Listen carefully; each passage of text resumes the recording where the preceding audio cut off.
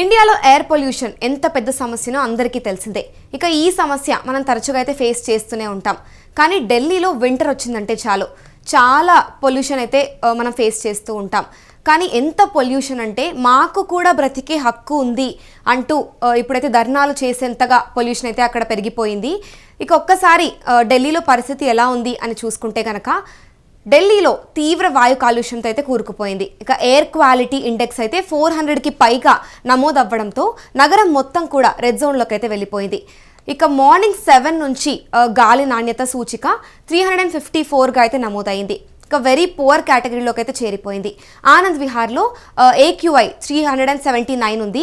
ITOలో అయితే 376, చాందినీ చౌక్లో అయితే 360గా అయితే నమోదయ్యింది. ఇక నోయిడా మరియు గురుగ్రామ్ ప్రాంతాల్లో కూడా ప్రమాదకర స్థాయిలోనే కొనసాగుతోంది. ఇక దట్టమైన పొగమంచు నగరాన్ని అయితే కప్పేసి ఉష్ణోగ్రతలు కూడా గణనీయంగా పడిపోయాయి.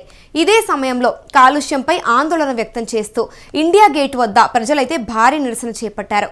జీవించే హక్కు మాకు కూడా ఉంది అంటూ నినాదాలైతే చేస్తున్నారు. ప్రభుత్వం వెంటనే సమర్థవంతమైన చర్యలు తీసుకోవాలని కూడా డిమాండ్ చేశారు. ఇక అయితే సుప్రీంకోర్టు ఆదేశాల ప్రకారం అయితే ఇండియా గేట్ వద్ద నిరసనలు నిషేధం కాబట్టి పోలీసులు అక్కడ ర్యాలీని అయితే అడ్డుకున్నారు. కొందరిని అదుపులోకి కూడా తీసుకోవడం స్థానికులకైతే ఆగ్రహం వ్యక్తం చేసింది.